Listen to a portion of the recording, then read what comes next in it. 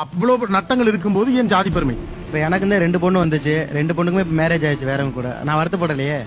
அடுத்து வர்றவங்க வந்து கட்டிட்டு போட்டு ஜாதியில தான் இருப்பேன்.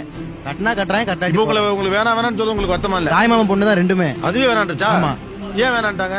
ஜாதிக்குள்ள இருக்கேன், ஜாதின்னு சுத்துறோம் அப்படி சுத்துறீங்க. ஆமா. அப்ப இது பாதிப்பு இல்லையா உங்களுக்குன்னு கேக்குறாங்க. எனக்கு பாதிப்பு தெரியல சார். எனக்கு இந்த ஜாதிக்காக தான் நிக்கிறோம். அவரும் ஜாதிக்காரர் தான், தாய்மாமன் தான். இத பத்தி கவலை இல்ல சார் எனக்கு. எத்தனை தடவை சொல்லுவீங்க அது மாதிரி? இதே ஜாதியை விரும்புற புள்ள தேடி வரும், வரும்போது கல்யாணம் பண்ணிக்கிறோம். ஆனா இப்ப உங்களுக்கு வேற ஒரு ஜாதி பிள்ளைய பிடிக்குது, இப்படி போக மாட்டேன் சார். அது ஆசைப்படுது இல்ல, அந்த பிள்ளைக்கு பிடிக்குது. நல்லா இருவா, நல்ல மேன்லியா இருக்கான், மீச சூப்பரா இருக்கு, அப்படி மடிச்சு கட்டுறான், கெத்தா இருக்கான்னு ஆசைப்படுது.